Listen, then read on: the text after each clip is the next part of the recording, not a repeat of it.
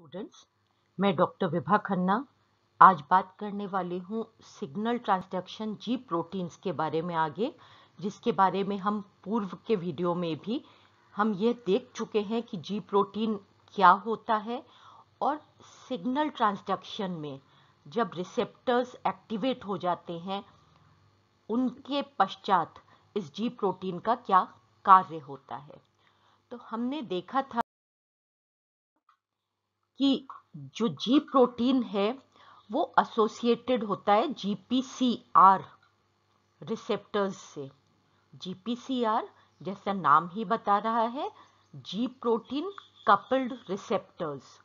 वो रिसेप्टर्स जो membrane receptors है, मेम्ब्रेन में उपस्थित होते हैं और उनके सेल के बाह्य वातावरण में जो ये एन एंड है, NH3 ग्रुप जहाँ पर जुड़ा होता है इस प्रोटीन का, वहाँ पर जब सिग्नल आकर के जुड़ता है, इस सिग्नल बाइंडिंग साइट पे जब सिग्नल आकर के जुड़ता है उस समय इसके अंदर की तरफ, that is towards the cytosol, वहाँ पर इससे एसोसिएटेड जो प्रोटीन है जी प्रोटीन वो एक्टिवेट हो जाता है।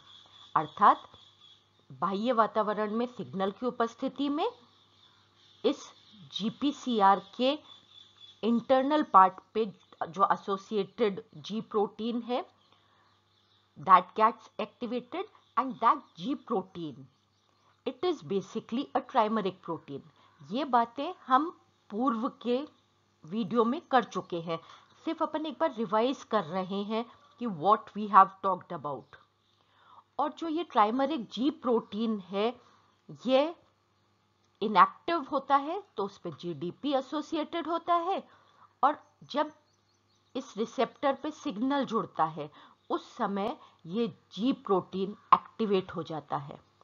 एक्टिवेट हो जाता है का अर्थ मतलब है कि इस पे से जीडीपी अलग हट जाता है और इस पे जीटीपी जुड़ जाता है। It is a GTPase enzyme, this G protein.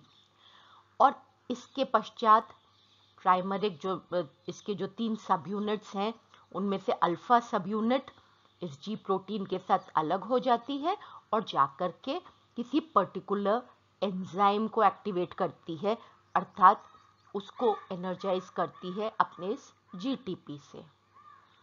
और उसके जैसे ही यह सिग्नल हमारे रिसेप्टर से अलग होता है उस समय ये जो जीटीपी है it gets converted into GDP, और इस प्रकार से ये इनएक्टिव फॉर्म में पुनः आकर के और अपने जीपीसीआर के साथ एसोसिएट हो जाता है। इन सब बातों के साथ में हमने ये जाना था, जब हमने विभिन्न प्रकार के जी प्रोटीन्स की बात करी थी उस समय हमने ये देखा था कि ये जो जी प्रोटीन है ये जी प्रोटीन विभिन्न प्रकार के हो सकते हैं डिपेंडिंग अपॉन कि ये किस एंजाइम को, किस सिग्नल ट्रांसडक्शन के सिस्टम को एक्टिवेट कर रहे हैं, और कौन सा जी प्रोटीन एक्टिवेट हो रहा है यह निर्भर करता है इस सिग्नल पे।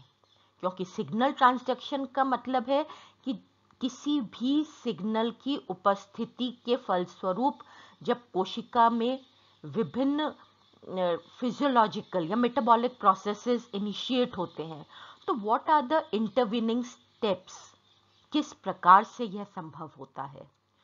तो ये हम पूर्व के वीडियो में देख चुके हैं। अब आज हम इसका एक पर्टिकुलर एग्जाम्पल करने वाले हैं, दैट इज एक पर्टिकुलर एंजाइम कि हमारा ये जो अपना जी प्रोटीन है एक्टिवेटेड, ये सिग्नल मॉलिक्यूल जिसको अपन फर्स्ट मैसेंजर भी कहते हैं, इन सिग्नल मॉलिक्यूल से जब एक्टिवेट हुआ जीपीसीआर उस समय इससे लिंक्ड जो जी प्रोटीन था दैट गेट्स एक्टिवेटेड, उसका जो जीडीपी है वो हट जाता है and that is replaced by guanine triphosphate. Now this active ji protein, इसकी जो अल्फा सब यूनिट है वो आगे बढ़ करके एक एंजाइम जिसको हम कहते हैं फॉस्फोलाइपेज सी, उसको एक्टिवेट कर देती है। अब जब फॉस्फोलाइपेज सी एक्टिवेट हो रहा है तो जैसा कि नाम से विदित है, एंजाइम का अगर हम नाम समझ लें तो हमको उसकी एक्टिविटी बहुत सहजता से समझ में आ जाती है। तो ये जो एंजाइम है फॉस्फोलाइपेज सी, दैट मीन्स कि कोई फॉस्फोलिपिड है जिसका विघटन करता है यह एंजाइम फॉस्फोलाइपेज। और यह जो पर्टिकुलर एंजाइम है दैट इज फॉस्फोलाइपेज सी, यह विघटित करता है एक मेम्ब्रेन लिपिड को। यानी जो सेल मेम्ब्रेन है, we know it is a lipoproteinaceous structure, उसमें लिपिड्स भी होते हैं और बाइलेयर ऑफ लिपिड्स और इंटरवीनिंग प्रोटीन्स भी होते हैं, जिसमें से एक प्रोटीन हमारा ये रिसेप्टर है। तो उन्हीं लिपिड मॉलिक्यूल्स में एक लिपिड मॉलिक्यूल होता है PIP2, जिसका फुल फॉर्म है फॉस्फेटाइडिल इनोसिटोल 4,5 बाइफॉस्फेट। तो ये वाला जो आपका लिपिड है, मेम्ब्रेन लिपिड, इसका लाइसिस कर देती है, इसको तोड़ देती है दो डिफरेंट मॉलिक्यूल्स में दिस पर्टिकुलर एंजाइम फॉस्फोलाइपेज सी। और ये दो डिफरेंट जो कंपोनेंट्स हैं, ये है डाईएसिल ग्लिसरॉल, जिसको हम कहेंगे DAG, और दूसरा पार्ट है इसका IP3 यानी इनोसिटोल ट्राइफॉस्फेट। तो अब एक चीज यहां पे देखने की है, ये जो फॉस्फोलिपिड है that is a part of the membrane system, इसका एक अंश तो मेम्ब्रेन में ही एम्बेडेड है, इंटीग्रेटेड है, और एक पार्ट इसका बाहर साइटोप्लाज्म में एक्सटेंड करता है। So because of the activity of this phospholipase C, ये जो दो मॉलिक्यूल्स बन रहे हैं, इसमें से DAG that is diacyl glycerol, it remains associated with the membrane, यानी ये मेम्ब्रेन लिपिड का ही भाग, मतलब मेम्ब्रेन का जो सेल मेम्ब्रेन है उसका ही भाग बना रहता है। और इसका ये जो एक्सटेंडेड पार्ट है, यह IP3 यानी इनोसिटोल ट्राइफॉस्फेट के रूप में एक फ्री मॉलिक्यूल के रूप में साइटोप्लाज्म में आ जाता है। और इस प्रकार से ये जो दो मॉलिक्यूल बन रहे हैं that is DAG and IP3, ये हमारी सिग्नल ट्रांसडक्शन की जो चेन है उसको आगे बढ़ाते हैं। आगे बढ़ाते हैं का मतलब now they will carry this message that they have received from the signal molecule via your receptor, उसको यह साइटोप्लाज्म में विभिन्न मॉलिक्यूल्स की तरफ, विभिन्न सिस्टम्स को ये मैसेज पहुंचाते हैं, उन सिस्टम्स को एक्टिवेट करते हैं।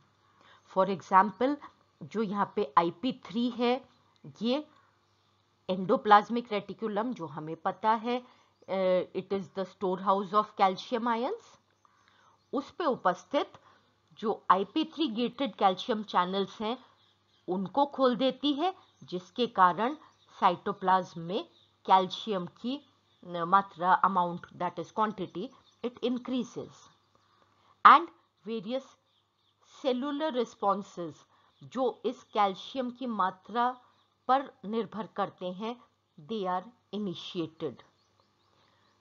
तो यहां पर देखिए एक शब्द लिखा हुआ है सेकेंड मैसेंजर, और जो सिग्नल मॉलिक्यूल है उसको हम कह रहे हैं फर्स्ट मैसेंजर। तो सेकेंड मैसेंजर के बारे में हम एक अन्य वीडियो में बात करेंगे, पर यहाँ पर इन दोनों शब्द क्योंकि आए हैं तो एक कंसेप्ट लेना जरूरी है। तो जो एनवायरनमेंट से किसी सेल को सिग्नल प्रदान करे वो मॉलिक्यूल है आपका लिगैंड मॉलिक्यूल या signal molecule, and it is the first messenger. इस फर्स्ट मैसेंजर को रिसीव करने वाला रिसेप्टर एक्टिवेट होकर के और अन्य मॉलिक्यूल्स प्रोड्यूस करता है। यहां पे this formation of these other small molecules, they are depending on this enzyme, activation of the enzyme phospholipase C। तो ये वाले जो molecules बनते हैं which propagate a signal transduction chain further, they are known as the second messengers, क्योंकि इन्होंने first messenger से message receive किया है और अब ये सेल सिस्टम में विभिन्न कंपोनेंट्स में या जो विभिन्न चरण है सिग्नल ट्रांसडक्शन के उनको एक्टिवेट करेंगे। And one thing is very clear that activating या inducing some system, it results in further propagation of this chain, जिसको हम कहते हैं सिग्नल ट्रांसडक्शन चेन। इसी प्रकार से ये जो DAG है यह भी एक सेकंड मैसेंजर है और ये जो कैल्शियम आयंस प्रोड्यूस हो रहे हैं ये भी सेकंड मैसेंजर हैं। तो ये देखिए आप कि किस प्रकार से मैग्नीफाई हो रही है एक सिग्नल मॉलिक्यूल और इसने कितने विभिन्न प्रकार के और कितनी मात्रा में सेकेंड मैसेंजर्स उत्पन्न कर दिए। और प्रत्येक सेकेंड मैसेंजर का जो मॉलिक्यूल है that will be able to propagate the chain further. तो इसलिए यह मैग्नीफाइंग इफेक्ट होता है सिग्नल ट्रांसडक्शन चेन का। तो this is one of the examples how this GTP it induces the formation of second messengers like diacylglycerol and inositol triphosphate। और भी एक एंजाइम है जो इस G प्रोटीन के साथ के द्वारा एक्टिवेट हो जाता है, जो है एडेनिल साइक्लेज। अब प्रक्रिया वो ही है, सिग्नल आकर के जुड़ेगा GPCR पे, जिसके फलस्वरूप आपका जो ये G प्रोटीन है ये एक्टिवेट हो जाएगा और ये जाकर के किसी पर्टिकुलर एंजाइम को एक्टिवेट करेगा। और इस particular enzyme that is adenyl cyclase को जो एक्टिवेट करने वाला G प्रोटीन है वो जब इसे एक्टिवेट करेगा तो क्या होगा, इसके बारे में हम कल बात करेंगे। That is the production of another type of second messenger. धन्यवाद।